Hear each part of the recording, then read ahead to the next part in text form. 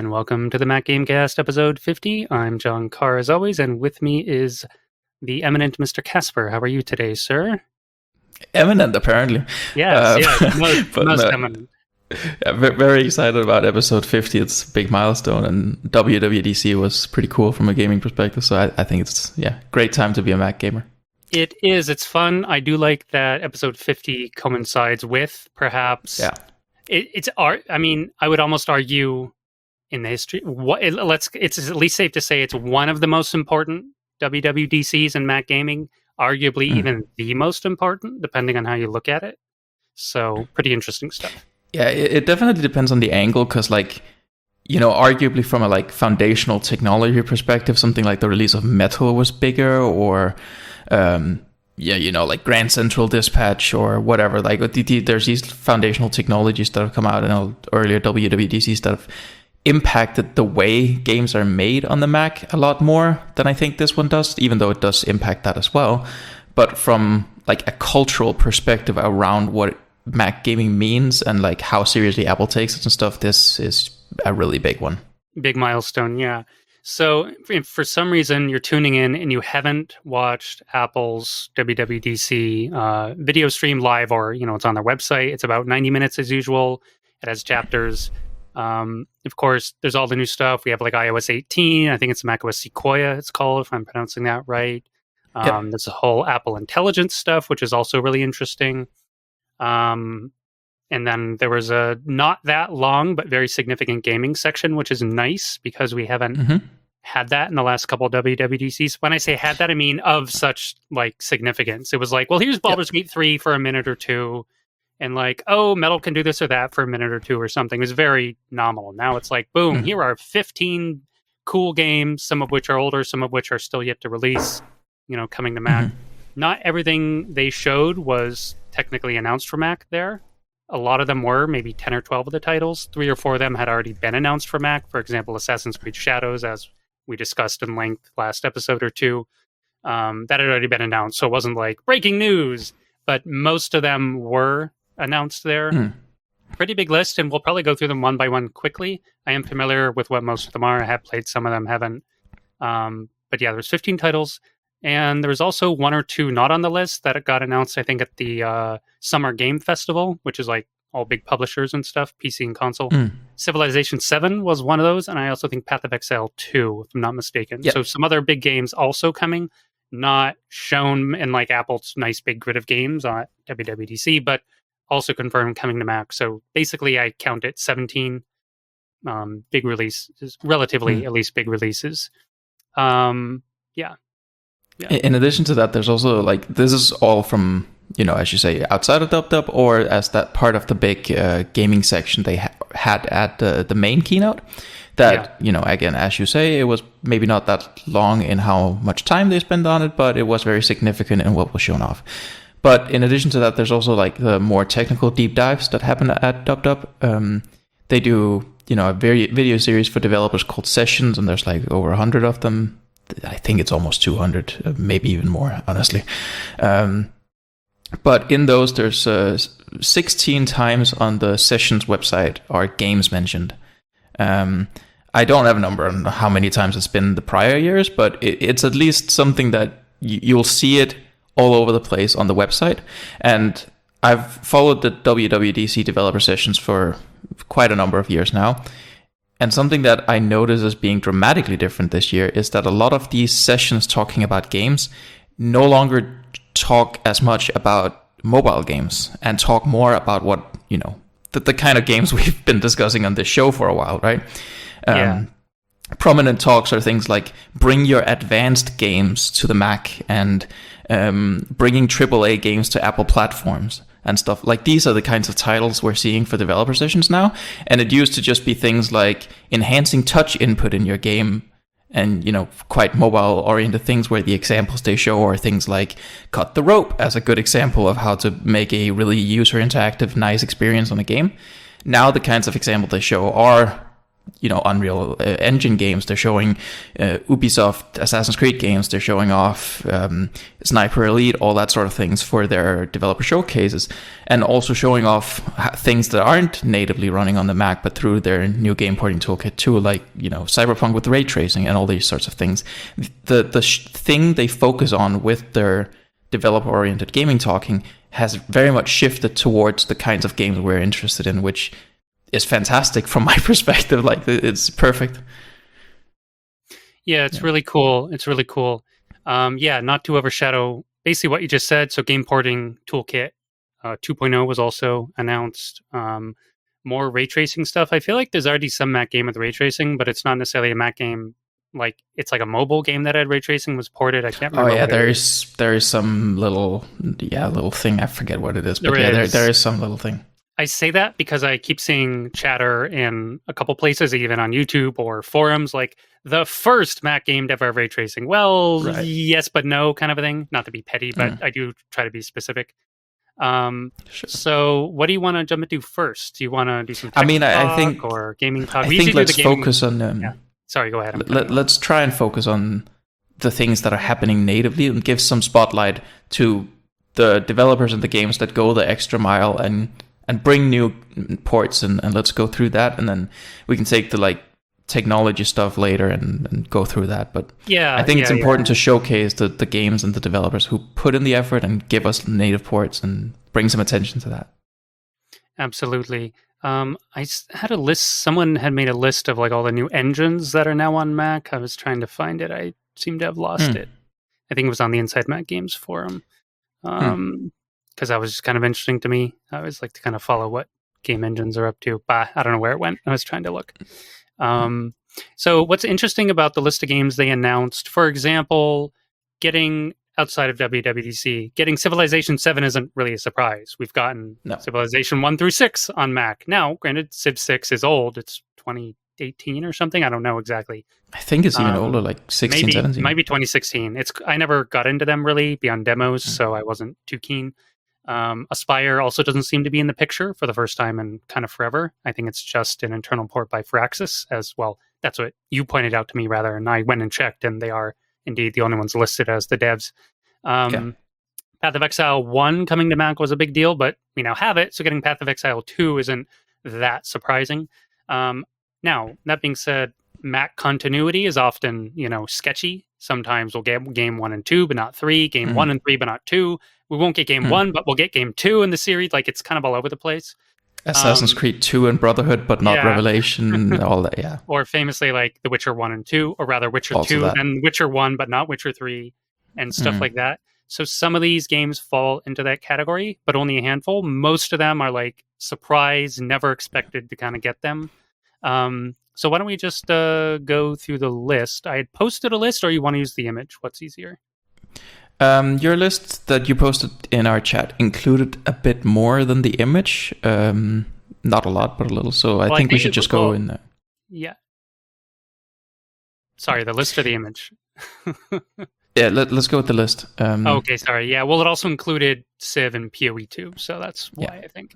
And, but just to clarify for the listeners what we're talking about, so Apple at the WWDC keynote had an image they showed where they showed off a bunch of new games coming to Mac, and then in our podcast chat we just combined it into a list form and add more things we knew about. So yeah, right. Yeah, they showed 14 games in the image, and I had added, I don't know, 3 more or something. Yeah. And again, so some of these aren't surprising, just to get it out of the way. Like Hades 2. Well, we already have Hades by Supergiant. So it's and all their games have always been on Mac. So from a continuity point of view, it's not oh, wow, we're getting Hades 2. How surprising. It's well, back from in the Bastion days or even before, I can't remember their first game. They've just always been around a Mac, so it's great, but it's not ooh, Hades 2, amazing. It's well... It's Didn't Bastion come out first on iOS? Wasn't that the first platform, or was that just later? I think it was later. Okay. But it certainly came to iOS at least, so yeah. Yeah. So sort of to start off, also not super surprising per se, we're getting more Resident Evil Biohazard, which oddly I think is a prequel to Village. So again, we're kind of getting this out of continuity type thing. And Resident Evil 2 is really the Resident Evil 2 remake. It's not the '90s Resident Evil game. You know, on from I think PlayStation, if I'm not mistaken, what it used to Yeah, I be. think so. Yeah. Yeah. So personally, I don't enjoy playing these kinds of games, but I like watching them. Even as a kid, my buddies had consoles and stuff. We had computers. I enjoyed watching them play Resident Evil, but I never really wanted to play it. I don't know why. I guess I enjoy the like horror and monsters in the story, but I don't enjoy the controls. The newer games are more like first person, more fluid and everything, but still not really the kind of games I want to play. But I do enjoy watching them, so I often watch them on Twitch and YouTube and stuff. So by all accounts, RE Village did well on Mac and was well optimized, so we can expect basically more of the same with Biohazard. And from what I understand in the Resident Evil verse, I'm reasonably into Resident Evil. I've read like a novel long ago. I've watched a bunch of the movies and the animations. Like I enjoy the world of it fairly well because it's just fun zombie stuff. Resident Evil 2, I think, is one of the like higher, maybe even I guess aside from RE4, the highest rated game in the series, I think. So I think that's cool that we're getting RE2 remake. Yeah, it's not really my type of game either, but it's always good to have big games on the Mac, and if people like the series, it's great that more of the series is available, right? So yeah, definitely a big boon.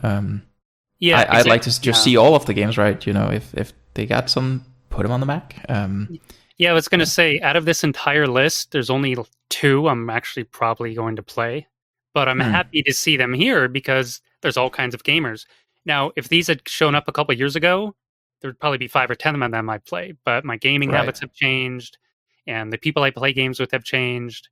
Not for the worse for anything, it's just evolved over time. So there's a lot of like multiplayer stuff I would have been all the rage about back when I had a big server full of people playing all kinds of multiplayer and co-op games, but now it's like, it's just a little here and there. But still, love seeing all this because it's more prestige for the Mac platform. It's more options. A lot of these, as we'll go through, some of them are just popular older games. Some of them have yet to come out and they're big releases. So it's just all good stuff.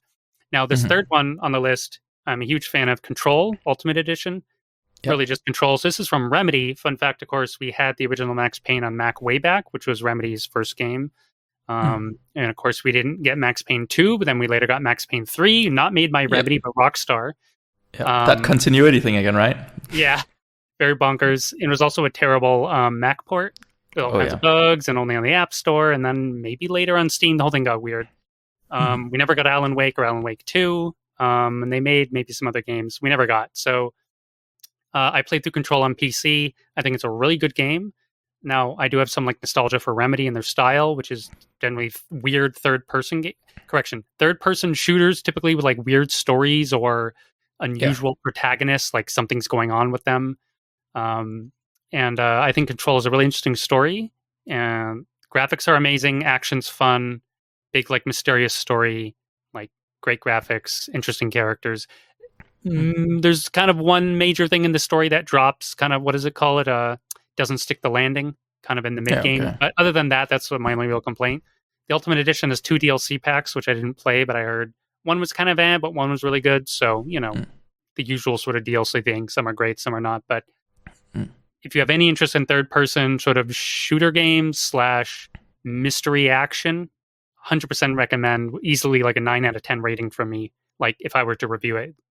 This is also one of the ones that are on my radar for things like I could be interested in trying, because I've been thinking about playing Control at some point since its initial release, right? But I never got around to it, and now that it's announced for Mac, I'm not going to play it on other platforms. I'm going to wait for the Mac release and pick it up there at some point. And this will also have ray tracing, which it will have ray tracing. Now the game's good without it, but I tried it before and after, and I got to say it really elevates the game because it's almost in every scene. You spend most of the time in what's essentially an alternate FBI type building, but for like paranormal events. I forget the acronym. Imagine a government organization that's secret, but for the paranormal, and that's the building you go into, and you're like this isn't a spoiler. You go there for your like first day at work, and no one's around, and weird things start happening, and that's how the story kicks off. SCP, isn't that it? Something like that. Anyway, it's great, but there's so many windows and reflections and lights all the time. The ray tracing really elevates it to the next level visually and stuff like that. So, Of course, ray tracing will only be on M3 or M4 series computers, right? So it's going to be like a small percentage of Mac players who are going to be able to turn that on, but it's cool to those who can. And it's going to be more and more further into the future, of course. So it's cool the feature exists now, and the people on the bleeding edge can take advantage of it now, and then everyone else can later if they play it again or pick it up later. Yeah, what's interesting about this is, again, Remedy is already making a Control 2. They're also remaking Max Payne, which is one of my favorite games of all time, like ever. Didn't basically. know that. Cool. Okay, I could be wrong. Max Payne's being remade. I could be wrong that Remedy's doing it. Maybe one of those other studios is doing it. Sometimes they do that. In any case, it's being done. So I'm hoping this goes well, and then say Control 2 will be on the Mac, or maybe they'll port Alan Wake 1 or 2 to the Mac and stuff like that. So, but yeah, huge bit of a Remedy fanboy here, but Control is objectively a good game if you're into that kind of genre. So to me, this is one of the top 3 games on this list. Yahoo! Yeah. It's coming. It was also one of the ones Apple focused on more than the others. So yeah, it's definitely a big title for the Mac. Yeah, it is. It sold well across PC and consoles. It was universally pretty well reviewed and blah, blah, blah, and well supported, and so cool game. One of my favorite things about the game otherwise is you get one gun called the Shotcaster, but you get it fairly quickly. It's not a spoiler. And it can morph into 6 or 8 or 10 different guns over the course of the game. Oh, okay. That's it can be fun. like a pistol or a machine gun or a grenade launcher or a sniper or. And there's different ways you can upgrade it and get perks. So you can kind of play the way you want and focus on upgrading the gun's different forms, like how you want. So you can, that was pretty enjoyable. That's fun. Part of the game. Yeah, it was a neat concept. Here's another game I played a demo for, but that's all. RoboCop Rogue City. So this is, as you would expect, a game about RoboCop, based on the movie, I think, from the 90s. Great movie, if you like very violent action movies anyway. I only played the demo from a Steam Fest last year, I think. Very RoboCop feeling. You're slow, you're chunky, you feel like a big stompy RoboCop guy with an unlimited ammo pistol who just blows people away. It feels very B-movie, though, in that I don't necessarily mean that in a bad way. I almost feel like that's a good thing for a RoboCop thing. Yeah, exactly. Your response is correct. So, it feels like sort of a little schlocky B-movie. It's not all action. Some of it, you have to go do detective mystery stuff and gather evidence and talk to people and calm down situations. But a lot of the game is ultra-violent FPS shooting through warehouses and this and that and drug dens. Basically it's aren't you RoboCop? Aren't you invincible? Well, they have heavy weaponry. They have AKs and machine guns and rocket launchers. So you do take damage, but it is pretty fun. You pick up guys and yeet them. And I think pick up objects like TVs and whatever and crush people. And you can pick up other people's guns that you kill as well. Pick up their AKs or their SMGs, which is slightly odd. RoboCop with an AK is a pretty funny image, but that is something you can do in the game. But your basic machine pistol thing, whatever, his signature gun from the movies is, of course, your default weapon. And I think as you go on, you maybe get some upgrades, like a shoulder charge and a this and a that. I didn't get, obviously the demo only shows so much. Again, one of those games I'm not liable to buy, but I did at this point. This came out a few years ago, probably. But the demo was pretty fun. Happy to see it coming to Mac. Again, just more variety of stuff in the Mac catalog. I think is great. So I mean, this is one of those games that I don't know anything about. I did not know it existed until it was mentioned at WWDC, right? So is it you say it has a B-movie vibe, but is it a AAA game, or is it a mid-budget kind of thing? Or no, it's definitely AA. It's mid-budget. Okay. So which again suits it. If it was not RoboCop and it was attempting to be some sci-fi robot shooter thing, you'd be this is kind of cheap, maybe. Okay. But since it's RoboCop, you're this fits. It feels older, sort of on purpose, and maybe because of the budget, but it all fits together. It got reasonably well reviewed, not huge. I think it got 7.5, maybe 77% or whatever, on Metacritic or something. Yeah, okay. Basically, it's for RoboCop fans. If you're not a RoboCop fan, it's hard to argue the value of the game. Well, not necessarily true, because there's only so many new shooters on the Mac. So if you want an old school throwback shooter game, but not a boomer shooter. It feels very 90s, but with more modern graphics. So, I mean, it also depends on how they price it, right? Because if they price it like a budget game that came out a few years ago, then great, right? So. Yeah, the pricing. Yeah, so I don't have exact release dates and prices on these. A couple I know when they're coming, or maybe what they cost. But also, I've noticed when they do these ports, especially if the game is slightly older, the Mac version, especially on the Mac App Store, when it used to be on Steam in the Mac App Store, it might vary. A lot of these are Mac App Store only. They often drop the price by like $10. So hard to say exactly. I think on Steam it's a $40 game. I want to say I might be wrong. It might be like 35 or something. Unless I'm crazy and it's a $60 game, but I don't think it is. Yeah. Because I don't think it's super long. But yeah, it's based on the movies. There's a bunch of movie characters from the movies in it, the cops and the this and the detectives and this and that. And do you know if it's original voice acting from the film or if it's just, some? I don't. I'd have to go to the Steam page. It sounded very similar to the RoboCop guy, but people can also just emulate voicing. Yeah. But maybe they even got like the actors. I forget that detail. Yeah. If it sounds somewhat authentic, then regardless if it's the real person or not, then that's cool. It definitely sounds somewhat authentic for sure. Yeah. Next up on the list is Pal World. Do you know anything about this? Because I don't just want to take over the whole list. So I've seen before any of this proper native Mac port stuff, like way long ago, when the game blew up first time. I saw Andrew Ty YouTube video about it, getting it running through crossover and such. Right. It looked. It didn't look like my thing. I didn't really have any interest in it, but it seems like it suddenly just blew up like crazy and became an extremely popular game. So same mentality that I had with Resident Evil. It's cool that it's on a Mac, but it's not really my thing. But it's like a kind of fake Pokemon weird thing. I don't really know. 3 words or 4 words: Pokemon knockoff with guns.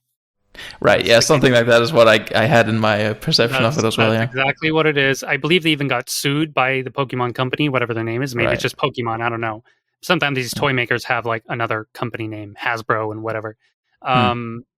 Yeah, they got sued for like copyright infringement. I don't know what happened with that. I just saw it was going on because it's so obvious. It's like a 90% ripoff of Pokemon. Yeah. But multiplayer, MMO, the usual base building, capture Pokemon creature things and summon them, and they have guns and they fight for you and you ride them. And again, I was never into MMOs. I do know several of my friends who got into it. But yeah, by all accounts, it's a fun game because it's kind of wacky and weird and just something different. But yeah. I think when I saw it, it was like in some pretty early access kind of build. So this might be very different now, but what I saw of it, frankly, seemed a little janky and had like vibes of assets that collided in style and didn't really fit together coherently. Like they just bought some. I'm not saying they necessarily did this. I don't know, but it had like the vibe of having bought a bunch of different assets and just put them together without really trying to make it feel like it fit in the same world.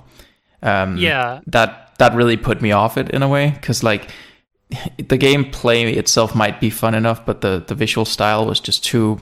I don't know. It took me out of it a little when I saw it, but I don't know. Yeah, might be better now. It still is an early access game. I just checked. Says I'm like, wait, is it released yet? Yeah, I've heard from reviews it's mega janky. There's a lot of stuff that doesn't work, but there's a lot of sort of novel stuff MMO wise that apparently makes it fun enough to play. And it did blow up for a while. Looking right now on SteamDB, there's only I think it was 30,000 people playing it, which for an MMO doesn't necessarily seem that high, but there's still a lot of people playing it. Again, more stuff on the Mac is great. I'm never going to touch this thing because I don't like MMOs, and I don't like Pokemon either. But it's another one of those games that's fun to watch clips of, or maybe watch someone play it on Twitch for a bit because it's just kind of goofy and unusual. But the main accusation I've heard leveled against it is the like wild amount of jank and bugs because it's an early access game, and I don't think the team's very big. It's just some Chinese team of unknown size to me, and so. But again. A popular MMO coming to Mac not too long after it hit PC. Pretty good, Definitely. Good. So the next And, one, and also just the fact that it is a multiplayer game, it's nice that it exists cross-platform, because if you have a lot of friends playing it on one platform and you're on the Mac, then now you can enjoy the social experience of it. Yeah, that's the important part about these multiplayer games versus the single-player ones. A lot of these on the list are single-player, but there are several notable multiplayer ones. So yeah, that's important. So far, Resident Evil and Control, RoboCop, they're all single-player. So Palworld multiplayer. Another multiplayer game, Dead Island 2. Big fan of this. Yep. Once again, Dead Island 1 was on Mac, but then 32-bit games, so it got removed, as far as I know. Techland made Dead Island 1, then they went on to make Dying Light, which of course later came to Mac. Dead Island Riptide never came to Mac. I don't think it was made by Techland. It's made by Jaeger or someone else. Dead Island 2 had like a 10, 12-year development hell cycle, which was handed off to 2 or 3 different studios. And then eventually was finished, I think, by some new studio called Dambuster Inc. or something. I don't even know who they are. Originally, Jaeger was working on it, who are the guys who made, the military, like, weird games set in Dubai that I like so much. I can't remember the name of it. Spec Ops. Is that the Spec one? Ops: The Line, Jaeger. Yeah. So they had development rights of it for a while, for a number of years, but then they got kicked off the project by the publisher for whatever reasons. Anyway, it only released last year on PC as well, so not that long ago. On Epic Game Store first, I think. I don't even know if it's come to Steam yet. Sounds about right, yeah. It might even only still be on Epic. I heard it did quite well, sold over 1 million copies, and it's more Dead Island. It's single player or up to 4-player co-op. You're on an island, it's full of zombies, and you got to beat them up. In this case, I think you're in LA or something, so you're not really on an island. In the first Dead Island 1, you were literally like out on an island in the Caribbean. Yeah, that was like a hotel resort thing. It was nice environment, honestly, like very pretty for the time and everything. Yeah, it was. It was. I had a lot of good times playing the original Dead Island with my brother on co-op, like same screen co-op, split screen, all that. It was good stuff. Huge fan. Yeah. Played through all Dead Island 1 single player. Then later when it came to Mac with a bunch of my old Mac gaming buddies, we all went through it again co-op, just had a blast. It doesn't take itself seriously. It has a lot of humor / dark humor, a lot of jokes and making fun of people. I don't think it's an offensive game in that sense. It's just like, although I do think it makes fun of California or Hollywood or something. So I've heard, because it's set in there and like some of the people are actors. Some of the like NPCs are like former actors or something. I don't know, but I've heard pretty good things about it. If you do that in an over-the-top enough way, then that's what I've heard. It's like like satire on purpose. It's like very obvious. It's not covered or subtle, but the game has good graphics. It's fun beat 'em up zombie stuff. There's lots of melee weapons. There's guns as well. Typical thing, you can craft guns and upgrade your skills and classes. And I think there's 6 or 8 characters you can pick from that are like unique named people. Like there's the Irish brawler guy or gal and some electrician. There's like all these people from different walks of life. And they're in the original Dead Island, did all the characters have like a special ability or something? I vaguely remember that. Yeah. There was the like rapper guy who I think was based on a real world character or something. Okay. And he was like the brawler, the heavy, and then there was like an Asian lady who was good with knives. And there was some like Australian guy who was good at throwing things or something, and then there was some other lady who was good with guns or something. So this game takes that similar idea, but now expands it. There's 6 or 8 characters. Other than what we just described, the main feature of the game, and this may turn you off or may excite you or interest you, is it has like a mega gore system, like very detailed, very intricate, very violent. Like, so that if you have like a squeamish stomach, this game's not for you. Of course, zombie genre is probably not for you anyway. But that's like one of its key like bullet points is like this ultra gore system, so if you want to paint it red, then check out Dead Island. But probably a game best played with at least a +1. I think they're decent, kind of like Borderlands. I think they're decent single player games, but they're really best with at least one other friend. It's just, it adds a lot more to the game. So yeah, in my opinion, even though they're single player games, they're really best at 2 to 4 or whatever. Definitely. Like if it's anything like the original, I've only played the first one. Definitely that vibe I got from it as well. That it's very much like a Borderlands kind of thing, yeah. Yeah, and it takes a lot of the Borderlands template, like unashamedly. Even Dead Island 1, it takes a lot of that. The adding electrical to your guns and fire and Of course, Borderlands didn't have crafting, but that idea you could find, elemental modifiers for your weapons. Of course, that's also a Diablo thing. So Borderlands stole from Diablo. All kinds of games stole from Borderlands now, and yada yada. The cycle continues. Inspired by each other. Yeah. But all that kind of stuff's in the game too. Yeah. And I've heard the story's like reasonably interesting, or maybe it isn't. I don't know. Whatever. Anyway, Dead Island 2. Like, I think it's not a AAA game, but it's not a AA game. It's somewhere weirdly in between. It's like a 2.5 A game. I felt like the original Dead Island was a great AA, but yeah, it was. Yeah, the graphics on the Dead Island 2 are quite good, so I'm interested to see how well that runs on Mac because it's pretty good looking. Nice. This wasn't a WWDC game. Civilization 7 coming, I think, next year or 2026. Was it? Sounds about right, but it's just coming later. It's more Civ. If you're a Civ fan, you've probably already looked it up. If not, you can still play Civ 5 and 6 on Mac, maybe even Civ 4. I'm not clear. There's a bunch of Civs available on Mac. I don't know if 4 runs, but I know I'm pretty sure 4 does. Yeah, I know like 2, 3, and 4 were all on Mac, maybe even Civ 1 way back in the day.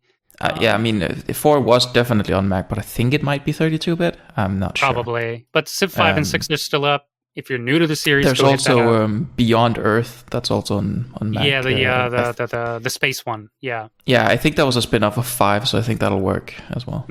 Probably. But yeah, it's more we all know what to expect roughly from a Civ game, right? It's evolution of that formula. I wasn't excited enough to go look what new stuff they were adding, nor am I informed enough of what's already in the game, because I know Civ 5 and 6 had like 10 or 20 expansion packs and just kept layering on new stuff, and that's not a criticism. It's just like, after all that like big DLC plus core game framework, I don't know what they're still doing new in Civ 7. So like the traditional Civ formula is that they take a base game and then they build it up through expansion packs, and then when the next version comes out, they will strip some of it back again, like remove a few features. It'll still be bigger than the base game of the prior game, but they will remove some stuff, and then they'll perhaps add it in a new form in DLC, or just add some brand new stuff. And it expands sort of in a in-out way, where it expands and then collapses in a bit again and expands out again. I've played a lot of both Civ 5, 6, also 4 back when that was the relevant one. I've also played 3. I've played all of the Civ games.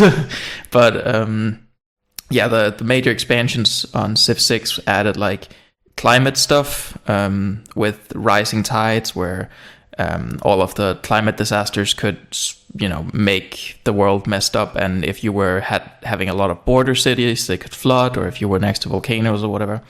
That was like the major one. There was also another one that I can't remember right now, but yeah, added that sort of thing. But I'm not sure that will be in 7, but I just checked, and then I did look. There are no features announced yet because nobody knows. They only had a teaser trailer at the Summerfest, and the full, quote unquote, full reveal is more in August. There'll be a new special showcase of what's new. So Civ fans, look out for August.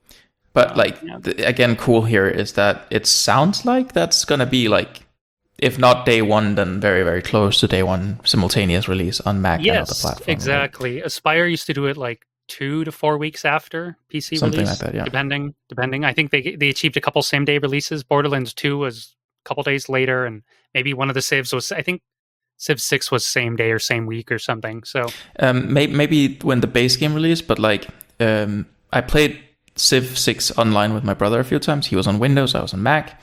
And we had a situation where, a patch would come out on Windows, and then it wouldn't be out on Mac for another week, and then we were out of sync and couldn't play together. That happened all the time, and I'm really hoping that now that it's looking like it's going to be an in-house port, we're not going to end up in that situation again, because that's a bit annoying. Yeah, I don't want to, rag on Aspire, because they have been responsible for a lot of awesome games I've loved growing up.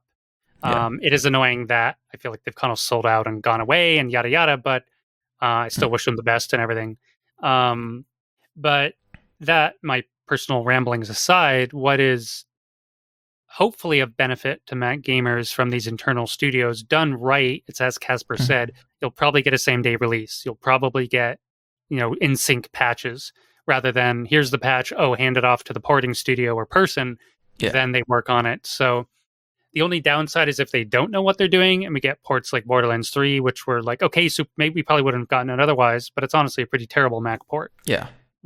It probably runs better through some translation layer or virtualization or something. I still don't think there's a Mac like in existence that can run the game without stuttering. Well, maybe the highest end Mac Pro will do it. Maybe now, but back in 2019, which is when early 2020 when it released, maybe now 4 years on, but so it's like, okay, the game's awesome, but can barely run the thing. So hopefully we see more of these quality internal ports where it's a similar release and it's well optimized, and then especially like a single player game is kind of whatever, but these multiplayer games, when you're relying on the cross platform to play with buddies and friends and strangers and whatever, you really need that parity to keep up, or it's I mean, if it was just single player, it didn't matter that the patch came out a week later and you didn't get some hot fix that rebalanced something for another week. It wasn't a big deal. But it's annoying when you need to be in on the same version to play together. For sure. So again, that was from the Summer Games Festival, not WWDC, Civ 7. A couple things that are. Next, let's talk about Ubisoft a bit. Some people love them, some people hate them. Personally, I just want to, do people make a good game or not? That's what I care about. And by all accounts, the next couple games are pretty good. Prince of Persia, or I was going to say The Lost Crown, but it's just Lost Crown. Yeah. So, unsurprisingly, this is a Prince of Persia game. What does that mean? It means a lot of parkour, and it means combat. But this is the 2D one, right? This is the 2D one. So, my first experience with Prince of Persia was way back 1 and 2 on the Mac from, oh my God, what were they called back then? Something Software? Or anyway, it wasn't Ubisoft who made it at the time. It was someone else. This is a 2D one, but of course, it's a really nice 2D one with really in-depth 3D environments and good graphics and animations, and it looks very nice. It looks super nice. I think the character designs are a little weirdly too modern, in my opinion. They look sort of... It's a game set ancient / fantasy, but they look like they have modern clothing and haircuts or something. It kind of throws me off. I don't know what's going on there. But that aside, if you watch a trailer, the game looks gorgeous in motion. Lots of cool parkour, avoid traps, climb stuff, dodge, roll, jump, attack, fight various enemies, find upgrades. And I think there's some sort of... Usually there's Prince of Persia often plays with some sort of time-related mechanic, even back to the original ones. If I recall in Prince of Persia 2, you literally had 60 minutes of real game time to beat the game or something. It was like a timer. Okay. And the first game, which was almost black and white or grayscale or something, was all again, there was an hourglass. In the later games, you actually acquired time-related powers and sand powers and all this stuff. I'm a little unsure what Lost Crown does. I didn't look into it. I don't know that it has a time-related thing or a gimmick or anything. It may not, yeah. But I've not seen that much gameplay of it, but I have seen some YouTube play 10 minutes or so, and they at least didn't use any special things like that. But I mainly saw parts where they did puzzles, so, it might be different in more action-oriented gameplay. So just a quick check is time powers are in the game, but it's used by the villain rather than you. So it's present, but someone else is using them. So, I think this kind of game is awesome. Games like Trine and other, honestly, really side-scroller games, especially when they're well done. They tend to not require an insane time investment. Some of them do. But these kinds of games, usually they're more 10, 20-hour games. You can have a great time, not, some 50, 100-hour investment. Though, of course, some side-scrollers are your Terrarias and your whatevers you can spend your whole life on. Stardew Valley and whatever. Though they aren't really side-scrollers, so that's arguable. But yeah, I played the Prince of Persia remake way back, which was also on Mac through Cider. Not a good port, but still a good game in my opinion. It was divisive. Some people loved it, some people hated it. I enjoyed it anyway. So on and off, I played the Prince of Persia games. I think I think it's a good IP. I think it's a fun setting. I think it's a good character. And hey, more Prince of Persia. And again, it's a fairly new one coming to Mac. Good stuff. Yeah. Oh, I forgot about this one. I did say there's only 2 games on this list, one of which is the next one I would play. This is actually, I would add a third. I'm most likely gonna pick this one up too because I just like the series. Yeah. I only really played the Sands series of Prince of Persia, the Sands of Time, Two Thrones, Warrior Within, Right. Forgotten Sands, I think, is the latest one of the Sands Those games. are I all don't know. third person, right? Yeah, they're all third person, Yeah. 3D environment, all that. Yeah. But they were very good, especially the first original 3. I didn't like Forgotten Sands as much, but it had a more fluid, nice combat system. But I thought that the parkour and the platforming and stuff was a little weaker. But yeah, it was nice. Yeah, good and series. the heavily stylized remake, I think it was just Prince of Persia, maybe that the super animation. Yeah, that one was just called Prince of Persia. Yeah. It was. I think the main issue with that game was it actually wasn't very hard. It was gorgeous, like the animation and the music, and I thought the story was decent, but at least for the time. But yeah, the game never really challenged you on the parkour aspect. It didn't really push you because it was open. It was freeform. You could go anywhere. You could choose where to go, which limits your design because it's like, well, it kind of flattens the curve of the difficulty of the whole game because it doesn't. Yeah. You go to area A, but you don't have tool from area B, and blah blah blah. So anyway, different decisions. But yeah, Prince of Persia, very happy to see it coming. And by all accounts, it's not blowing people away, but again, I'm seeing ratings in that 70 to 80% range. It sounds like a solidly good game. Yeah, very very solid from what I've heard.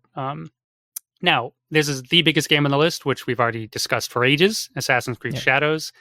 And it's the biggest game in multiple ways. One, it's the biggest AAA game on the list. It's one of the biggest IPs around in gaming, Assassin's Creed. We haven't had one on Mac in 10 to 12 years or maybe even more. And another point is it's coming same day release as PC and console. Insane. Assassin's Creed Shadows, of course, the one set in Japan. So I think it was our last episode. We went all over this for an hour or two, so you could listen to that. But some more information has surfaced at WWDC about Shadows. For one thing, it is coming to iOS and iPadOS. Right. So last time we were saying Mirage is looking like it's going to be on iOS and Shadows will be on macOS. No cross-platform for either. Right. That's been debunked. Shadows is coming to macOS, but Mirage is not. But Shadows is then also coming to iOS. And there will be cloud saves between them, so you could play on your iPad, pick it up on your Mac, continue your save, vice versa. Right. Just like Mirage, exclusive to A17 Pro, so iPhone 15 Pro, or Pro Max for that matter, and M1 Plus. They've confirmed here, I think we already said that the App Store minimum requirement said this, but they've said on stage now it's going to run on any Mac, including the base M1 MacBook Air, they said. So hopefully that's going to run well. They've said it. And I think there was a little very short trailer that I don't think had been shown off anywhere else, but it was extremely short and didn't show off any gameplay or anything. So it wasn't like it was a big deal, but first trailer that's been revealed. Yeah, there was. I think it was a 10-minute gameplay thing, not freeform. It was guided, and it showed 5 minutes of Naoe, the shinobi lady girl, and 5 odd minutes of Yasuke, the samurai guy. So I heard pretty positive things from some people. Maybe it was might have been a hands-on demo, but they couldn't report on it or something.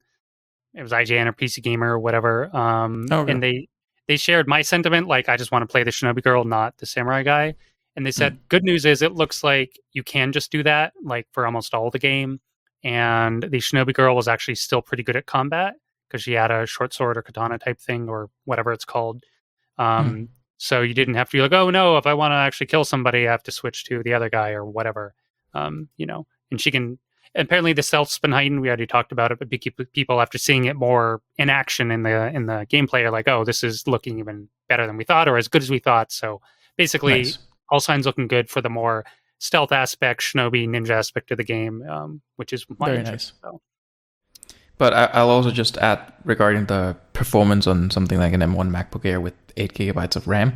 Apple really stressed the point at DubDub that at this point, any Mac in the Mac lineup can play high-end games like this. They focused on that a fair bit, using it as an incentive in, I think that was the platform State of the Union talk, saying, bring your game to Mac, all Macs can play games, Assassin's Creed Shadow runs on all Macs. So, right, and XYZ iOS iPad devices. Yes. So, focus on that whole bring your game to the Apple platform as a whole. Yeah, and we were speculating about this a year or two ago on the show, back when it was more the iOS or the iPad push. And Yeah. we were like, what if they kind of unify it all and sell it that Hmm. way? And they're actually doing it now. So that's But cool. you could definitely tell the vibe at, yeah, again, I think it was the Platform State of the Union, which is like still one of their bigger, more general talks, but it's one a little bit more developer oriented than the main keynote. They were really trying to sell that whole, it's easy to port to Apple platforms as a whole, and that you can reach this huge market of every single Mac, all of them can run it, the iPads and the latest and greatest iPhones, right? Huge markets to tap into. They were really stressing that point, and using Assassin's Creed Shadows as the poster child for that strategy, like, bring it to everywhere. So hopefully that also means that they've managed to work with Ubisoft to really invest in good performance so they can show off that even the base models can run it very well, and use that to encourage development on the platform. Yeah, so the AC games these days run on the Anvil engine, or maybe Anvil Next, it's called now. Honestly, even from what Valhalla 4 or 5 years ago, the game looks pretty damn good. Like, not Crisis melt your computer at the times level good, but like a notch or two below that. Like, it was pretty darn nice. And AC Shadows is also even better looking. So I am extremely curious how an M1 machine will run on this game. Or the game will run on an M1 machine, like a low spec one. Obviously, a high without spec cooling Mac. or anything. Yeah. A high spec Mac, or an M3 and M4, whatever. I assume it'll run well. I'm still curious if it could crank like a 4K or ultra wide plugin. I wouldn't expect that, but hey, it would be nice. I believe this is also a ray tracing supported game. I believe. Maybe I'm wrong. I don't think that's been said officially, but if it's, I would be surprised if it didn't, honestly. But I don't think they've said it officially. There's one other game on the list other than Control that was ray tracing. I could be wrong if it was this game. I might be wrong about that. I haven't heard it, at least, but it would surprise me if it's not Assassin's Creed Shadows with ray tracing. Somewhere I read it. I could be wrong. In any case, it looks amazing, and I'm very curious how it'll run. But we've already, I could just keep talking about this game, but let's move on because we've already talked about it. We've had a whole podcast about it. We had. Got to be fair. Sniper Elite 4, another popular series on PC and console. This one was the biggest surprise of the bunch to me, honestly, because especially because of the version of Sniper Elite this is. But apparently, so I dug into this a little more because I was also surprised. A, it's older, but B, apparently it's the most well-regarded and still the most played version of Sniper Elite. Sniper Elite 5 it didn't like bomb, but the fans didn't love it as much. And as far as I know, the player base is still more playing Sniper Elite 4 than 5. So when they considered porting, they're probably like, well, let's just bring Sniper Elite 4. It does look a little dated because it is older. Sniper Elite 5 looks better because it's newer, but apparently the gameplay or whatever is better in 4. So it's probably why they're bringing it. I'm very curious, though, if that's then Apple realizing that and asking the developers to port 4, or if it's the developers themselves abandoning 5. Yeah, it's very interesting. What also is interesting to me is the nature of the game, because it's like unapologetically, unabashedly, like gratuitously violent with like slow motion cameras of bullets going through skulls. I think there's even like a genital shot camera where you can like, shoot them in the junk and they're like, oh, slow motion, like exploding. It's like very over the top gratuitous. I think you can turn that off, but that's like in the game by default. And I'm almost somewhat surprised Apple is like bringing this kind of game to the Mac. And of course, and focusing on it to some degree, right? Yeah, shooting Nazis, universally, everyone loves shooting Nazis. That's a whole discussion on like the nature of violence, blah, blah, blah. We're not doing that, but everyone loves it, basically. So, you're like a lone ops sniper, somehow deep in enemy territory or whatever, and you sneak around and you knife dudes and you silence pistol them, but mostly you snipe them as per the name. So, series has been around for a while, obviously. We have a Sniper Elite 4, we have a Sniper Elite 5. I think they're making a 6. There's been spin-offs. There's even a board game version of it now, like cardboard and pieces. Oh, fun. I didn't know that. Yeah, from last year. Apparently, it's like a hidden movement game. One guy plays the sniper or girl, whoever, one player, and the other couple players play like the Germans hunting them and stuff. So apparently it's not bad. Yeah. So it's a fairly big IP, like in its niche. And I'm interested to try this, not on myself, by myself. I might have my nephew coming for a while later this summer. And he's like 15 now. He's also European, and he's played all the Wolfensteins and whatever. So this might be, because it has co-op. So this might be the kind of game I grab for like co-op shenanigans with my nephew. But otherwise, I probably wouldn't play it personally. But I think the interesting thing here, especially, is what you said about, good for its niche or something like that. Because it is a niche that just doesn't really exist on the Mac aside from, this Sniper Elite coming. So it's good to have this sort of thing catering to the kind of people who want this, or just, the kind of time where this is the game you want to go for, right? Haven't had that before now, so now this is coming, and that market is being filled too. So that's great. Yeah, Sniper Elite 4 is from 2017, early 2017. Sniper Elite 5 is from mid-2022. So pretty interesting. They're bringing the 7-year-old games. I think that tells you a fair amount. Yeah. But yes, again, cool for its niche. Happy to see it. Definitely. Valheim is the next on the list. That's what you're thinking. Yeah, Valheim. This is another interesting one because not only did it blow up, I think about 2 years ago, a year and a half ago, in a big way, but they had promised at the time Mac and Linux support. Maybe Linux. Oh, they actually had that or said that at the time. They did, like very early, and I even added it to my wish list. Like, oh, Mac support's coming. I'll check it out. It looks cool. And it's only showed up now, like years later. To be fair, I think they're a fairly small dev team, or they were. It was like 3 to 5 people. They've probably expanded by now because they're mega successful and got zillions of sales. But yeah, it's one of those like smaller instance multiplayer games. I think you only share a world or island or whatever the heck it is with like up to 10 people. Although I believe you can play single player too. And it's more like Viking inspired, usual survival, craft, fight,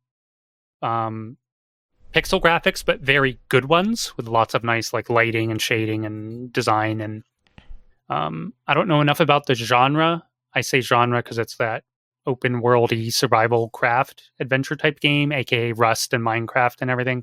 I'm bunching them together. I don't know enough about it to know like why it blew up. Like, what did it do different to make it so successful versus all these other games? My perception is that it's mainly just the aesthetic choices they've made. That people really dig it, and that it had a cool build your hut vibe, that the huts just looked nice. Yeah, I mean, everyone also likes Viking stuff. Once again, I do want to make a quick correction, not on this game, but Assassin's Creed. I said whenever we were talking about Shadows last show or two, I had said Mirage. I didn't think it sold very well or didn't rate very well. That was wrong. I was wrong. I looked it up after the show, and it apparently sold over like 5 million copies. Okay. So now, compared to Valhalla, which sold like 20 million copies or something or more, it sold like just insane numbers. By that margin, related to that, yeah, maybe it didn't quote unquote sell well, but on its own merits, it's still an extremely successful game. So I wanted to correct that, because otherwise I sound like an idiot or a jerk or whatever. So that was more my bias of the game, I think, more than anything. Anyway, just wanted to correct that. So, again, as I've said before, if if friends are all playing Valheim on their PCs, then now you can join them on your Mac, and that's great for everyone. Yeah, I just wanted to look at the current player count. Sure. Almost 47,000 plus. So that's more than Power Worlds. Yeah. Yeah, it's still a really popular game. This is another one where I wouldn't venture into it on my own. But if one of my buddies, especially an IRL one or something, was like, let's check out Valheim, I'd be like, yeah, why not? I don't think it's that expensive either. So, yeah, I mean, I have some friends who played it for a while. I don't know if they still do, but I would definitely be interested in maybe playing it with them sometimes. But yeah, probably also not on my own, but yeah. Right. Yeah, it's also only a $20 game. It's like not, hard in the wallet. Yeah. Solid Valheim. I think, again, happy this is coming. I like the theme. I don't usually like these kinds of games, but this aesthetic and style is, if I were to get into one, it would probably be one like this. Now, for the next game, that was my original number 2 game I would definitely be playing, Frostpunk 2. Yes. I am also interested in this one. Very interested. I actually acquired the original first Frostpunk not that long ago. And it runs fine on my M1 Max, but it has a crash on my Intel iMac. I don't know if it's like crashing on all Intel computers or if it's like a GPU driver thing or something, but yeah, it only really runs on my my laptop. But I'm enjoying it. It's I haven't played that much of it, but I will, and it's nice, cool, strategic, survive the winter, expand your little post-apocalyptic winter freeze-over colony thing. Need to manage resources, heat your citizens. I don't know if you call them citizens, colony members. Enact policies, that sort of thing. It's pretty neat. And as far as I know about the sequel, it's doing a lot of things where it's like, in the first one, you had more sole control over the community in a lot of ways. You could enact a policy, and in the sequel, they're going to have more like a little council that you need to have like agreement with to enact policies and keep your council members happy and that sort of thing, or they'll maybe turn on you or something. Not entirely sure how the mechanics of that are going to work, but it sounds cool. Yeah, it's it's obviously, as with most singles, it takes what was good and makes more of it. I believe it's even at one time, or might even still be, one of the most wishlisted games on Steam, which is pretty insane. Or it's in the top like 5 or 10. But at one point, it was the top one like a year or two back, which is because there's a page on Steam, you can check that. So pretty huge following. I think the game's cool. It looks cool. The aesthetic's fun. We're so used to these post-apocalyptic scenarios where it's always wasteland and zombies and this and that and Fallout or cyberpunk dystopia or whatever, and those are all fun. But this is like, well, how about a winter apocalypse? And how do you survive and deal with that? It's like, well, I actually love winter weather, and I like winter games that feature like heavy winter weather. Like the snowstorm aesthetic in the game is very good looking. It's very beautiful. The first one at this point, I'm not going to call it dated, but it looks a little more indie. Frostpunk 2 looks like really nice, like really sharp. I agree with that, but I still think the first one stylistically looks amazing, even if you can tell that the visuals might be it's a lot of indie like, dated or something, grimy industrial mixing with the snow and the weather. It's really cool. It's cool, and all the like fires. It kind of gives me this War of Mine vibes in a lot of ways as well, because it is like that kind of brutal. You really gotta pull every string you can to make it through this tough world, but still just gorgeous environment. It's the same developers, of course, as this War of Mine. So that would make sense. But they have that aesthetic that's like, it's brutally rough but still beautiful. It's pretty cool. Yes, it's beautiful to watch in action. There's lots of great decisions, and my only real complaint about the first game is the faction or policy system was okay. But you could only choose two things. You could go like authoritarian, or you could go with like a church. That was the only way you could direct it. So no matter how many times you played, it wasn't 100% linear, but you only had two paths, and they weren't that different. They kind of had copy-pasted things. Like, to keep order, you would build like more churches if you went with the church. And if you went more authoritarian, you would build like more watchtowers to keep an eye on your populace. And the end result was the same thing. Like you would hit the same meter that you needed to keep like people in line are happy. So it wasn't that interesting. I'm not like hammering on the game. I think otherwise it's super good.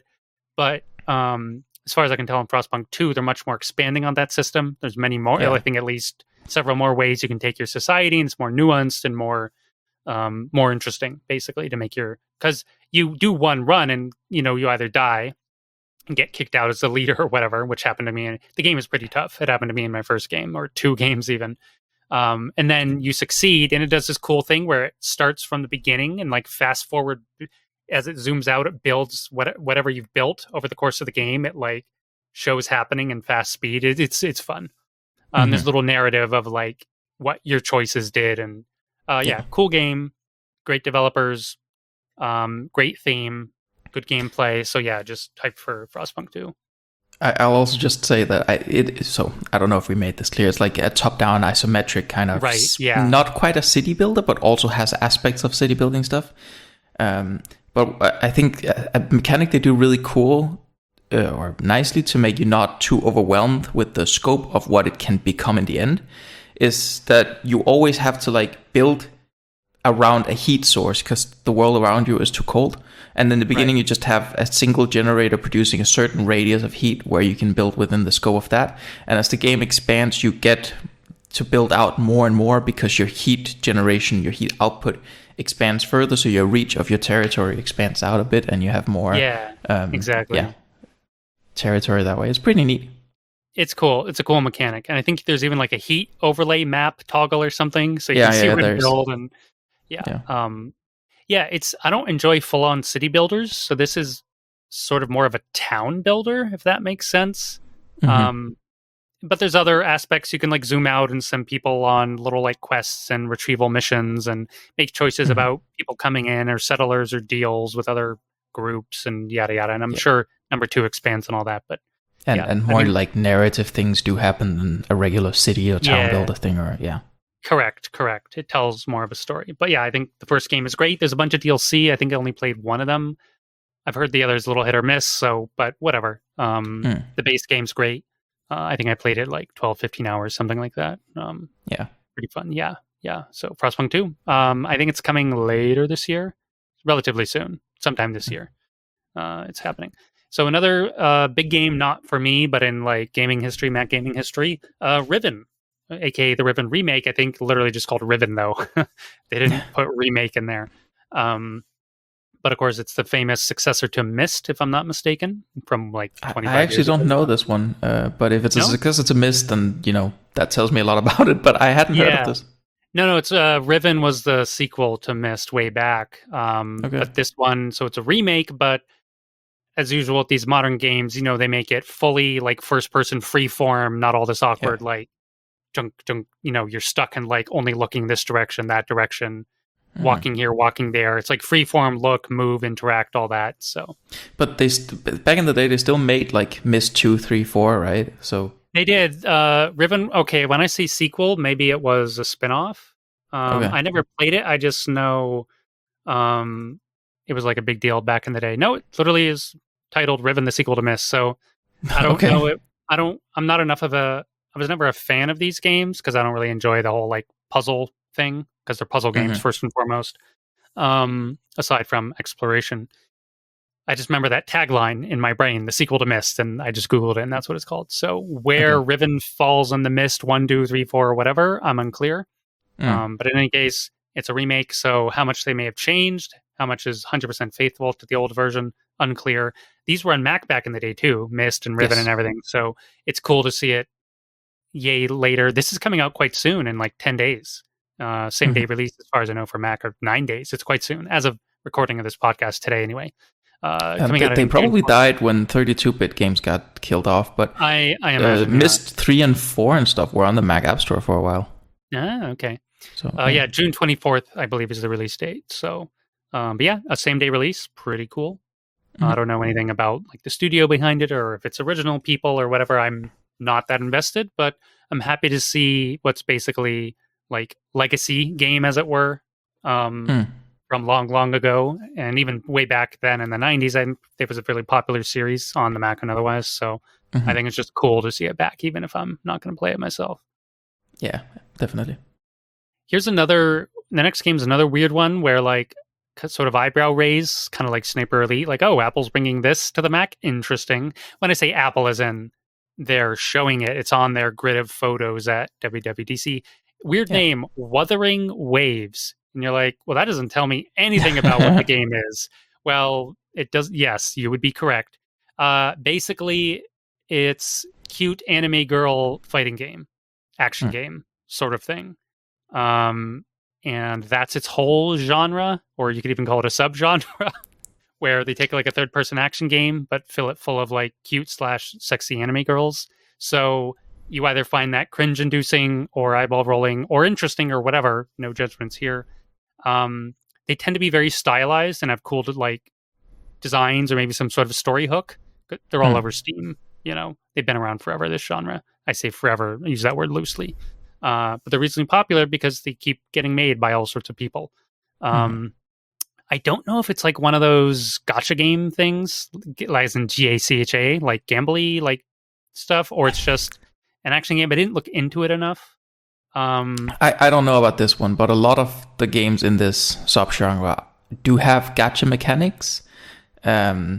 So it's very likely that that is probably involved in some aspect of it. But there's of course also different tiers of how the gacha mechanics are used, right? So who knows? It sounds weirdly close to gacha mechanic. It's not, so that's why I had to spell it out. Right. Yes. Yeah. Separate thing. It's it is a Japanese word, right, or something. I don't know. Japanese or yes, Japanese. Yeah, so I think it's on the Epic Games Store right now, and I don't know if it's coming to Steam or anything, or probably just the App Store. But seeing as Genshin Impact isn't officially on Mac, maybe this is your fix for like cutesy anime stuff, action adventure, whatever, run around, fight stuff, get characters. Yeah, but the developers behind Genshin Impact do have a game that's on Mac through Mac Catalyst. It's the iPad version of the game, but it is on the Mac App Store. With some effort put into making it run better on Mac than just on the iPad, like supporting Mac screen formats and stuff. It's a Honkai Star Rail, I think it's called. Yeah, I've heard of that, yeah. Yeah, it's not at all like Genshin Impact, but it is a cutesy anime girl fighting 3D action game thing. Not open world like Genshin Impact and that sort of thing, but still in that sort of area. So, right. Yeah. I just realized there's one game I didn't include on the list because it was so like obvious. Or that's not even the right word. It's been there forever already. It was the next World of Warcraft expansion. World of Warcraft, right, yeah, Apple showed that too. Yeah. Well, it's been on Mac since day one forever. So is it really a surprise that the next expansion's on Mac too? I mean, no. It's been going for 20 plus years on Mac. Or the only thing I thought that really popped into my head when I saw it on the list was just like, I hope this is an indication that Apple has gotten a better relationship with Blizzard again, and that other Blizzard stuff is going to come to Mac. But it might not mean anything. It might just mean, well, we need another game to make the formatting of this array of images look good, so let's just pop World of Warcraft in there. Yeah. Obviously, it's super popular. It's beloved by millions of people. Yada yada. I like Warcraft in general. Not an MMO guy, so never got big into WoW beyond a level 20 trial like 2009 or something funny. So cool, great, but yes, I would love to see Diablo 4 on that image or Overwatch, even though I don't like Overwatch. But like, yes, I would hope get the Blizzard pipeline flowing again. That would be nice. Yeah. Maybe this does mean that but considering WoW has been a Mac forever and continues to be, could just mean nothing. But I wouldn't necessarily read into it, but I'm hopefully optimistic. Yeah, if I'm not mistaken, again, this requires tinkering and dev use, but I'm pretty sure Diablo 4 runs through the game porting toolkit. If you know it does. It also runs through Crossover's own DirectX 12. Oh, that's true. I forgot I got an email about that. They sent it out like Diablo 4 Crossover. So it's again one of those weird things. Like, will they bring it officially? Since you can technically both with like official product or your own tinkering get it running on Mac just fine. Unclear, but as an old Diablo fanboy, it'd be nice to have the new one out. But again, I don't like Overwatch either.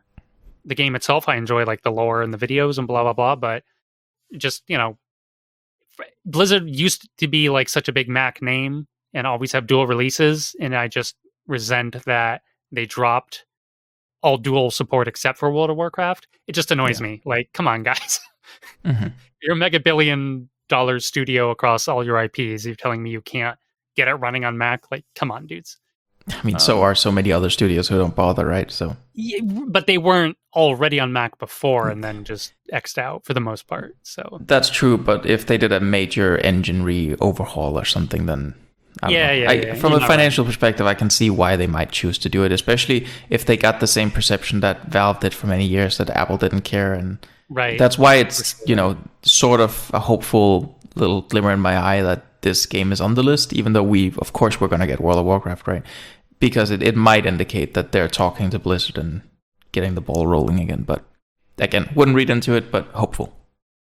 Yeah, everything else on the list is actually not from WWDC, but just Steamfest or / Steam News. Path of Exile 2. Path of Exile 1 didn't come to the Mac for many a year, so that was a big deal a couple of years ago. Free-to-play Diablo, essentially. That's maybe shortchanging the game, but free-to-play action RPG game. I always confuse Path of Exile and Pillars of Eternity. Why are they both so similar in name? Yeah, PoE is their acronym, right? Yeah. Yeah. I just had that issue the other day, and the official Inside Mac Games Discord, which has all of like 5 people on it.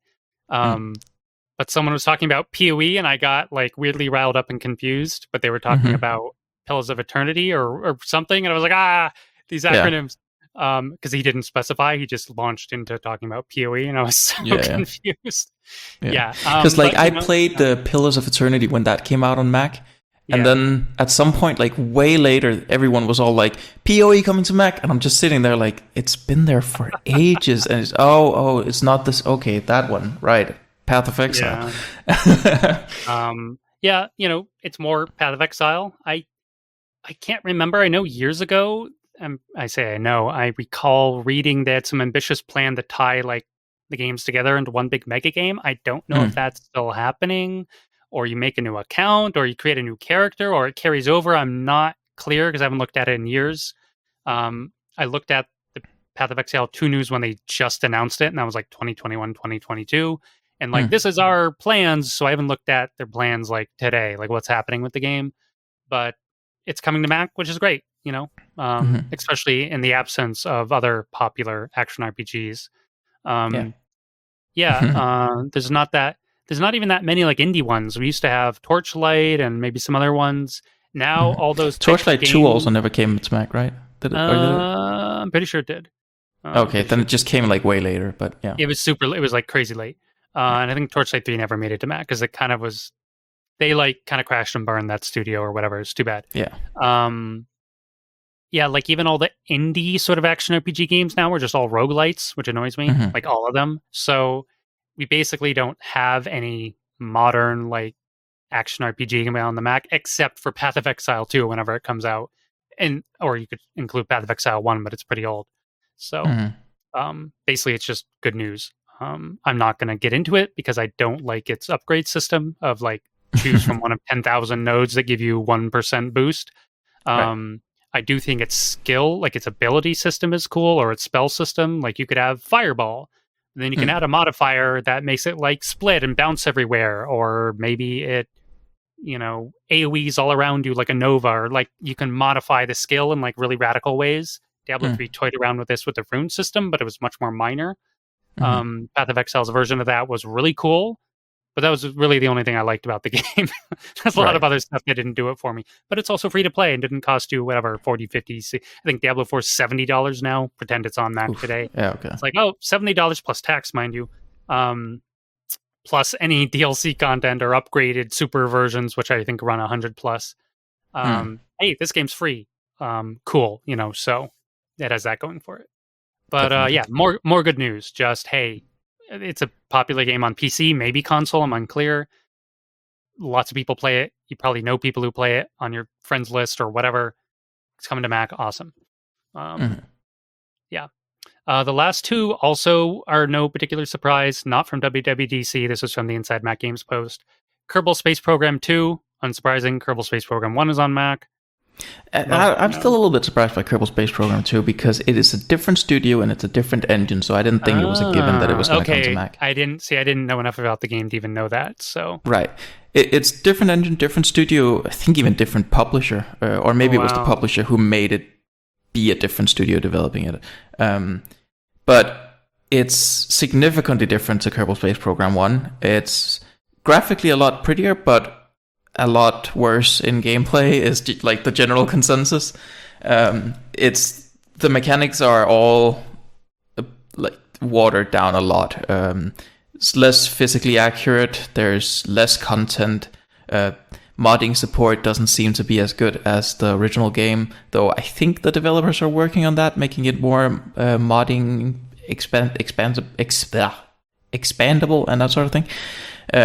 Speaking is difficult sometimes. Anyway, sure but it's getting a lot of gradual improvement over time. But general consensus is that you should just play Kerbal Space Program 1 and mod the crap out of it so it looks better and has more content than you could ever fit into Kerbal Space Program 2 with the modding support it currently has. I'm unfortunately. looking. I can't verify any Kerbal Space Program 2 Mac support. I just Oh, okay. assume whoever posted it found it somewhere. I can't find it with a quick search. To note, Kerbal Space Program 2 is still in early access from Hmm. early 2023. Maybe they said in a 1.0 release we'll have Mac support. I'm unclear. Just Mm. throwing that out there in case there's some weirdness. It is rated overwhelmingly negative on Steam, so Yeah. maybe you should just forget about it. I mean that's After that. mainly because people are disappointed that it's worse in so many ways than Kerbal Space Program One. Right. Right. I think if it's judged on its own merits and people forget about the whole thing with the studio changing and Kerbal Space Program 1 existing, and Right. especially considering that it's also still in early access and keeps being expanded upon, I think people would be sort of like not overwhelmingly negative, but not positive either. Maybe in like that moderate mid level. Still not great, but yeah. But it's getting a lot of hate because it is a downgrade in so many ways and studio changed and all that. So yeah. Right. Yeah, and the last one on the list, again, not much of a surprise. Hades 2 from Supergiant Games, who brought us obviously Hades. It's in early access right now, only on PC. But just like with Hades, it was PC only in early access. Once it hit full release, they also released it on Mac in either same day or short order. So they have confirmed it's coming later. Yeah. I played Hades 1 a bunch. I think it's really good. Awesome graphics, cool story. One of the few roguelikes I actually enjoy. Hades 2 is obviously a sequel where you play your sister or a lady instead, and it's more like magic-y, witchcrafty, but similar thing. But I think there's also like an overworld map or two now, so you're not always just stuck underground. Nice. But similar thing, you play, sort of a demigod, godlike character, and all the other gods. You can get various boons and favors from them to upgrade your abilities and weapons, and you can kind of pick a new weapon each run to upgrade it and do different stuff. So it's a little bit of like choose how you want to play. From what I've seen, this one's a lot more like ability heavy, if that makes sense. You have like witchcraft magic and all this stuff, which is more of a focus in the game as opposed to the first Hades, which is more of a straight up brawler for the most part. Mm. But Yeah, I mean, something, a little side tangent thing, but since I mentioned modding support for Kerbal, this is at the forefront of my mind. Hades has really cool customizability from like how the game runs perspective, because all of the script files that determine things like AI and how specific things work in the game, they're all just plain text source files. You can just find the Lua files that define the logic of the game in the game's files and a folder for your game and just edit it. And when you boot up the game, it's going to interpret the Lua files and you've changed how it works. It's all just there. The code is, it's not quite cool, open source because, the game's core logic, like rendering logic and stuff, is still just a binary, but the script for all the logic is just there. It is cool. Supergiant's a solid studio. They made a lot of great games. They've only had one that was not a hit, which was their weird like sports strange fantasy game thing, where you had to like travel around and randomly play football matches or basketball or something bizarre. Looked cool, but people are like, what is this? Well, I don't understand this game. It's also, Hades 2 is interesting because it's the first sequel they've ever made. Normally they always just make a new game. That being said, Transistor obviously had a lot of DNA from Bastion, like a lot. Yeah. So I would almost argue Transistor, it was very obviously a spiritual sequel. And you could almost call it a sequel in an alternate universe or something. It was so similar in many ways. Still had its own thing, but very similar. I thought there also was a Bastion too. Is it just because I'm thinking of Transistor? You know what? I feel like I'm... Oh, wow. Huh. No, Bastion 2, that's a thing. Is it? Well, did they make it? Because Hades marketing is the first sequel we've ever made. Maybe they didn't. Who made Bastion? I can't find it. Look. Did Supergiant make Bastion 2? Maybe it was someone else. It does say Supergiant, but well, I don't know. Oh, hold on. No, Bastion 2 was a discussion thread about people saying they wanted it. Never mind. Yeah. Okay, yeah. So they just made that one. Yeah, I'm just thinking of Transistor. Yeah, they're a cool developer with a really signature art style in their games. And just, not a surprise. And I'm like, oh my God, Hades is coming to Mac. Well, we already had it on Mac, and it's just coming later.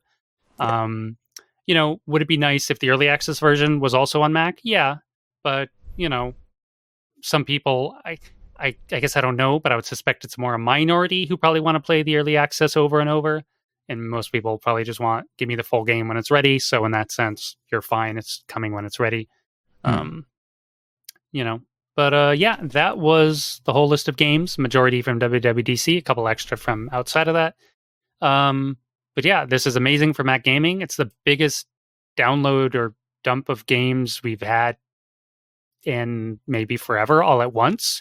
Obviously, Mac games trickle out all the time.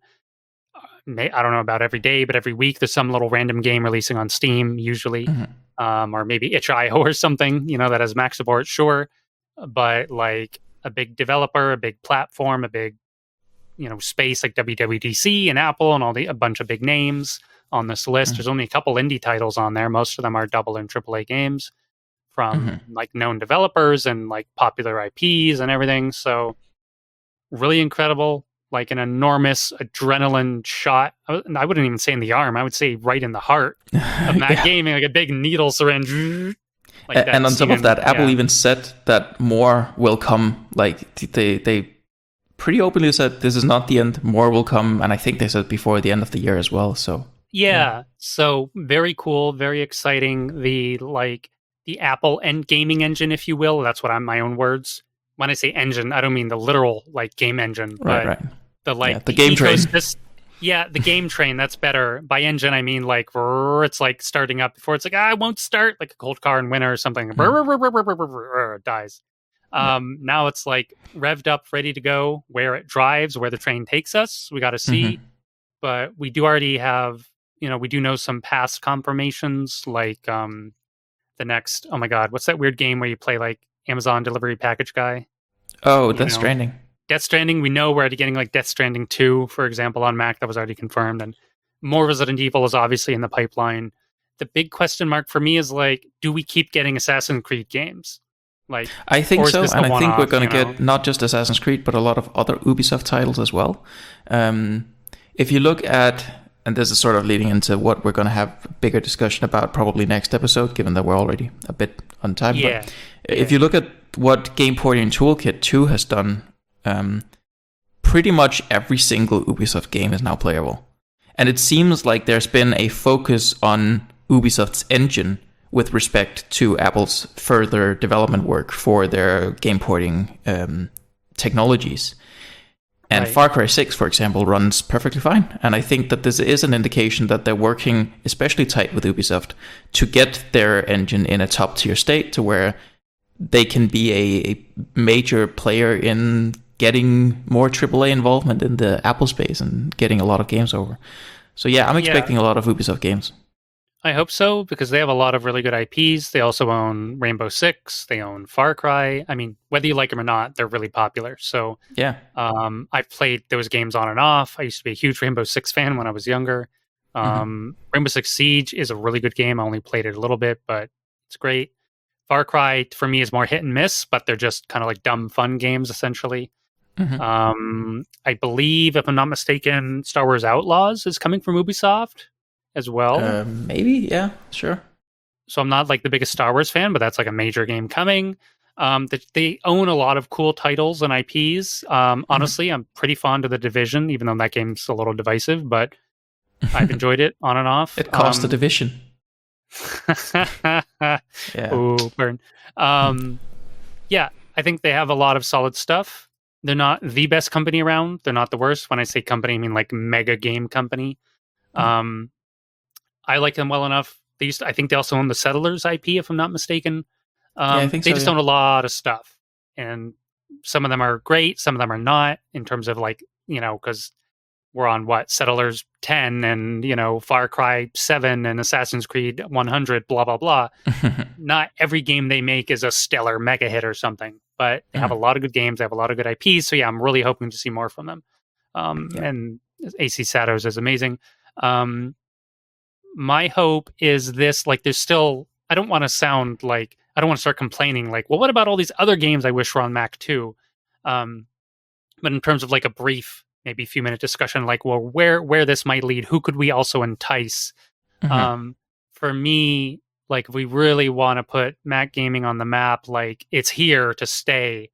We still need a bit more. This is an insane start, and I wasn't even confident we'd get here per se. Like, I hoped we would, and I'm an optimist, but like, I wasn't sure. You never know. Like, things happen in the world. Apple's been weird in games in the past, like hot and cold. They do seem the most serious than they've ever been before. So I hope, like, yeah, they'll partner or whatever. Valve will take them seriously again. Activision Blizzard, whatever you think of them, and they have all this other stuff outside the game and scandals and this and that. I don't care about that at the moment. Like, what's the quality of their games? It's undeniable that, for example, Call of Duty is one of, if not like the biggest gaming IP in the world. It'd be nice to have Call of Duty back on the Mac again.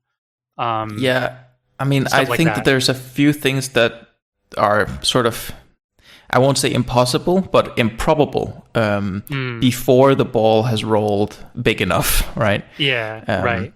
One of those is, I can't see Sony bringing games to the Mac the next while, because they are a platform holder. They have the PlayStation. They want people on PlayStation.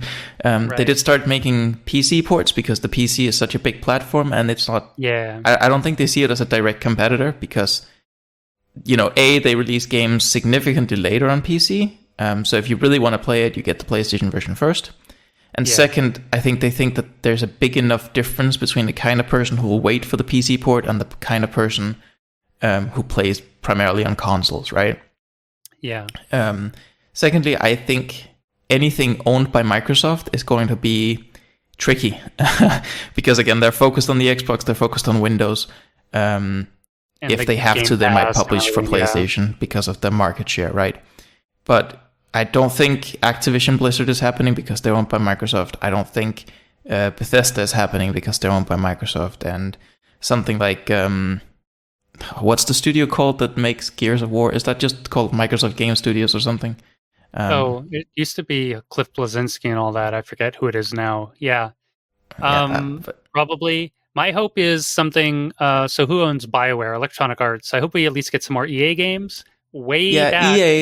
EA I definitely think could happen, but I still think that's further down the line because I don't think EA is willing to be a first mover on the Mac. I think they want a sizable market before they do anything about it. Especially because they, again, do this... They still do that, what's it called? Frost something in-house engine? That I don't think is very amenable to the Mac, because we've never had any games running on that on the Mac, have we? Not to my knowledge. There was a long time ago, like, they had a position open for like a Mac developer to work on their engine, but nothing ever came of it. We speculated, maybe we'll start getting Battlefield or this or that. Never happened. I agree. At this point, EA won't do that. Long ago, they did back in like 2011 when cider was a thing, the whole commercial wine fork thing. But even then, they didn't do native, right? So fully native. No, but they did make a fairly big push, and there was like 6 games. One of them was like Prince of Persia. There was a Battlefield, maybe 2142. There was like a Need for Speed or 1 or 2 of those. Right? There was like 5 or 6 games, but it was very early days. It was very unoptimized. They all stuttered, but they made a push. I think it like didn't do very well. They're probably skittish, and obviously this is a very long time ago. Company policies change, leadership changes. Obviously, the market changes. So many things. But I agree. Microsoft is really sketchy. Maybe never, but I think EA. There's a possibility. EA owns a lot of, I say, in my opinion, good studios. Especially since they make some of my favorites. I still resent that we don't have like Mass Effect series on Mac. One of my all-time favorites. One of gaming population's all-time favorites overall, for example. That would be nice. Yeah. I have heard that EA is opening up for their studios that they own to start using different engines than their EA Frostbite. That's the name. Frostbite, yeah. Speaking of Frostpunk, Frostbite. yeah, that's what was stuck in my brain too.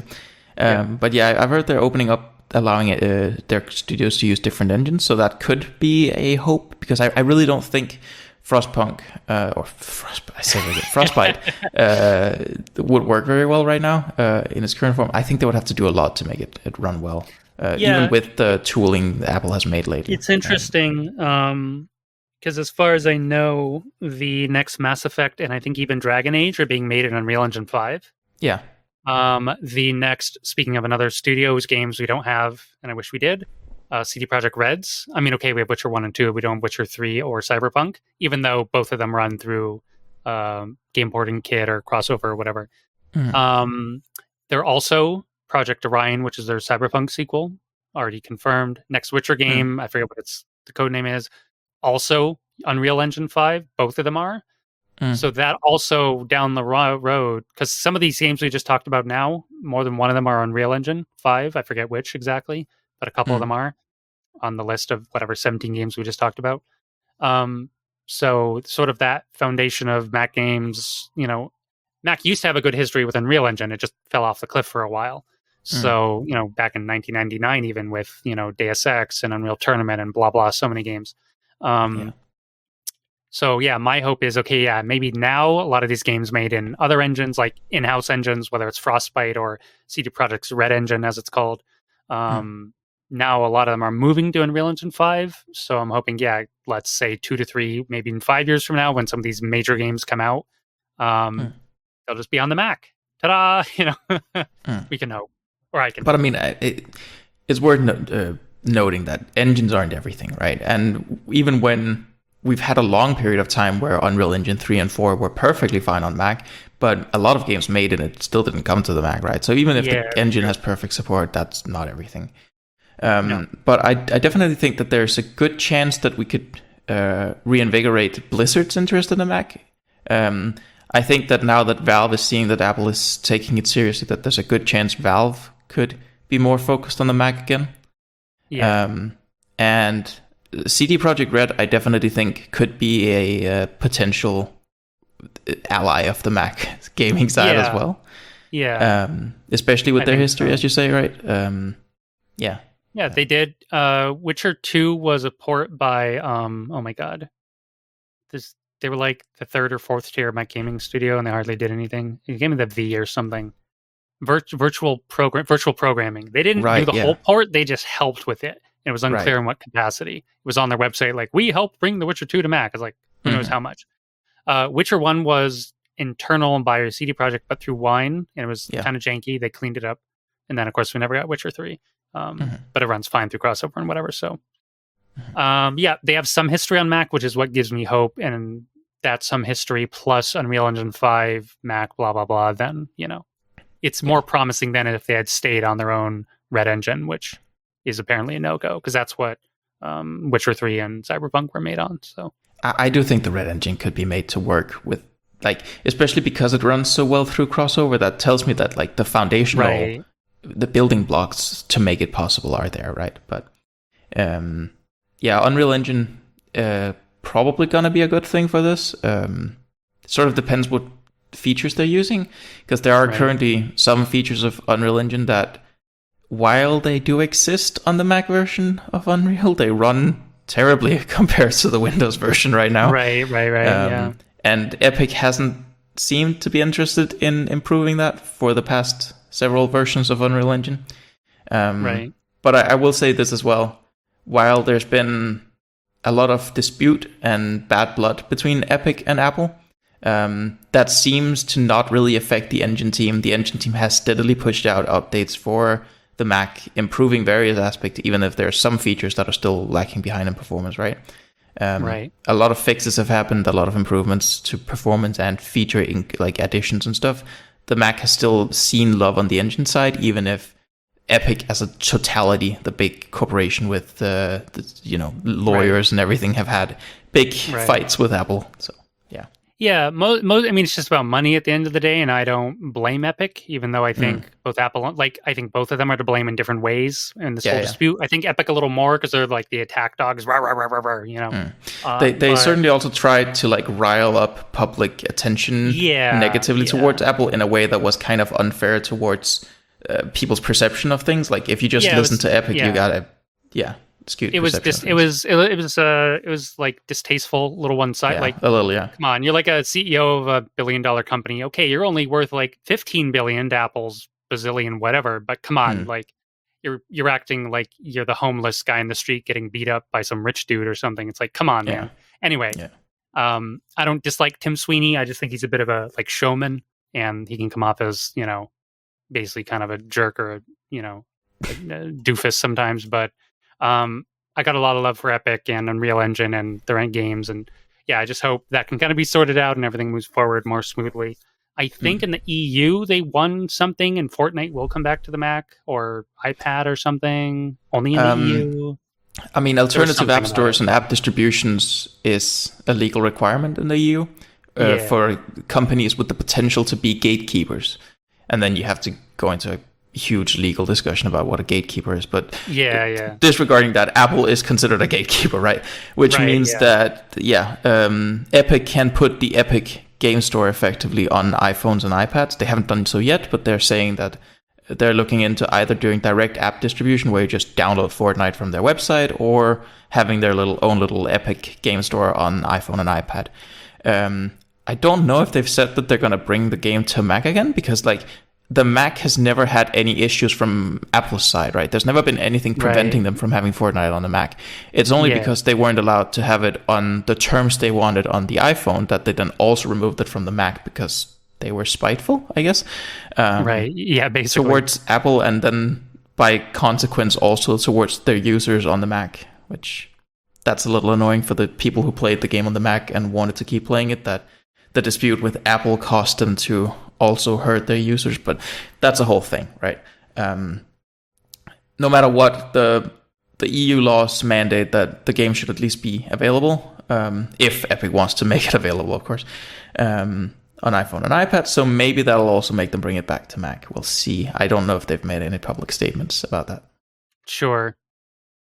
Yeah, who knows? But what is also promising, we can talk maybe a little about, unless you want to save it, you can let me know, maybe Game Porting Toolkit 2, or some of the stuff they showed off in maybe State of the Union with GPT, I think Cyberpunk was shown off there, or like a evaluation environment for Windows, or this and that. I'll give some quick comments on it, and then we can do a deeper dive. There we go. Quick is good. Quick is good. So the headlining features of Game Porting Toolkit 2 are, number one, that DirectX ray tracing, and I think also the RTX ray tracing APIs from NVIDIA are supported through the conversion layers or translation layers, which means that games making use of ray tracing on Windows running through Apple's Game Porting Toolkit will also support ray tracing on M3 and M4 generation Macs, just out of the box, which is neat. And they showed off, was it just Cyberpunk? Maybe they showed off two things running with ray tracing from Game Porting Toolkit. So that's neat. Second major update, they've just generically updated a bunch of their libraries. So GStreamer, the actual Metal, D3D Metal, and stuff like that, which it just causes general performance improvements and improvements to more games running for a million different reasons. So just general improvements to the translation layers. Nice. And then AVX2 and AVX1 is now supported through Rosetta, which that's a general improvement to Rosetta 2. So also on the native layer, but it's especially important for games, because while most software that was built for just general usage would have effectively a runtime check where it asks the CPU, do you support AVX or not? And if the CPU says no, then they're going to use other code to achieve the same result.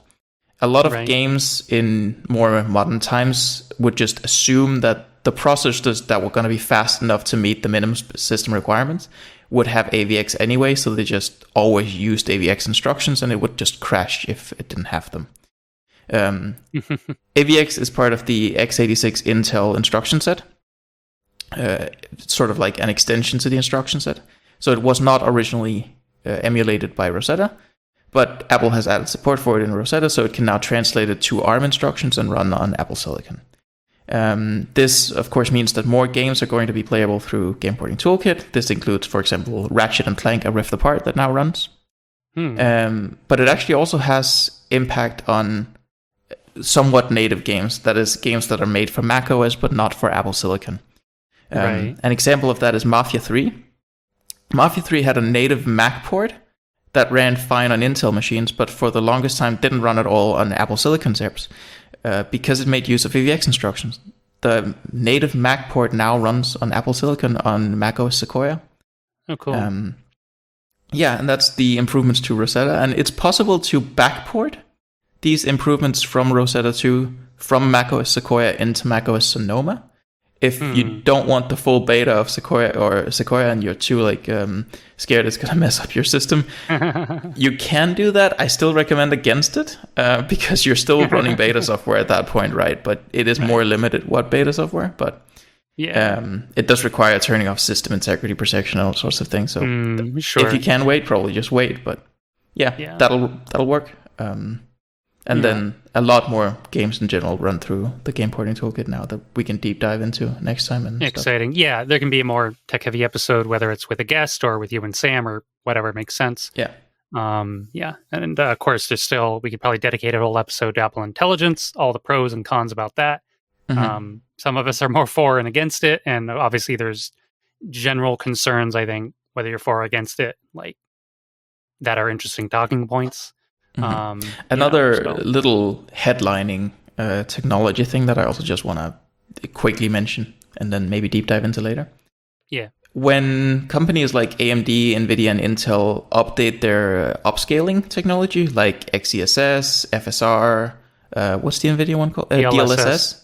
Yeah. They often make a big deal about it and give it like a big new version number, like DLSS 3 with frame generation and that sort of thing. And people start doing like analyses of how good the image quality and stuff. Yeah. Apple does this completely silently because they did not mention in any of the big keynotes, but in one of the little follow-up sessions, they've improved Metal FX upscaling to like basically a new major version, similar to like going from DLSS 1 to 2. Right. It looks significantly better for free, like without any developer work. That is, you just recompile against the new SDK for it. But there are also new things that you can do in code to give Metal FX more information about the way your rendering works to make it work even better. So that's pretty cool as well. That is cool. That's actually really important if you either don't know. So we've talked about it in some other episodes, but just thinking, the other week I was playing Cyberpunk on my PC and I was messing around actually with the DLSS out of curiosity. Like, how much of a boost is this giving me? Or if I mess with the settings, like auto versus quality or performance and whatever, and it can rocket your FPS like all over the place, way up. It can boost it by 10. It could boost it by 30 or 40 even. Like, it can give a pretty big jump depending on your settings. Obviously, there's what's the game and what's your hardware, but like, generally speaking, the upscaling can actually do some major heavy lifting without sacrificing much image quality. In some cases, it's almost unnoticeable. In some cases, it is a lot more noticeable. Definitely. Maybe that also depends on eyesight or preference or whatever, or even the game itself. But yeah, what I'm trying to get at in a short time is it's a very great gaming technology, and it's really great to hear that Apple's putting work into it, because that's just more goodness. Definitely. Especially like, how are M1s going to run Assassin's Creed Shadows? Upscaling. Yeah.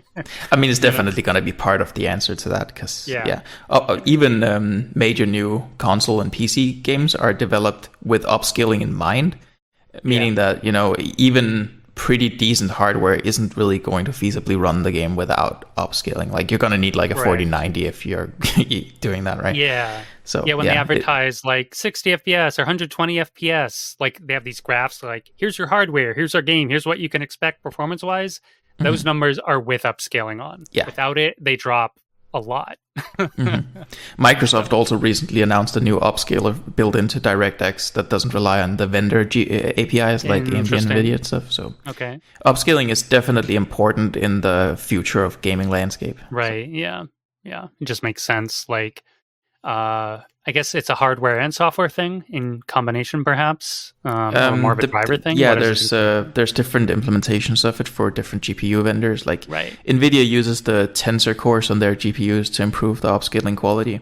In Intel's XeSS implementation has like two different code paths where it'll use something instruction set called something like DLAA or something on their own chips, and a different code paths and other, and there's all these sorts of hardware acceleration tricks. I'm pretty sure Apple has said that at least for some Metal FX upscaling work, they make use of the neural engine. So that's pretty neat. Right. Yeah. Basically, I'm wondering. Obviously, everything has an expiration date. Like, how how much can software or driver updates improve, say, an M1 Mac performance, like, as the years go by? How much, like, life can they keep backporting, through, like, metal updates and whatever? I mean, I think it's going to be single-digit percentage points at this point, right? It's especially because, like, maybe if they dedicated a lot of effort into doing that work, they could get to like 10%. But sure, they also want you to buy an M6 at some point, right? Yeah, exactly. So, yeah. I mean, it's already making me think. It's like, maybe I'll just stop being a PC heretic, like I've talked about, and just get like an M3 or M4 Mac. I can just play stuff on Mac, or whatever. I would still probably use GeForce now, realistically, but you never know. We'll see. Really depends on performance. I'm a little attached to using my ultra-wide 4K monitor, so that's really my only make or break point. So we'll see how all that goes. But it's been a long episode. There's still more to talk about. We obviously deep dived a lot of the games and some adjacent stuff. So we're going to end it here for today, but expect more WWDC based episodes, at least the next one, probably even the next two potential, depending how it goes, episodes. Will be about. There's also some stuff about gaming on Vision OS that's happened. So there's also that we can talk about. There's some interesting Vision OS stuff, general iOS, iPadOS, macOS updates, the whole Apple Intelligence thing, and more. The stuff you were just talking about with Metal and GPT Game Port and Toolkit and everything. Not to be confused with Chat GPT, which is also getting integrated by Apple now. I've seen that Apple has taken on the GPTK acronym themselves. Oh, okay. So, yeah. Gotcha. Because that's going to get really confusing. Yeah, but more on that next time. So thank you so much for listening. Thank you, Casper, for being here.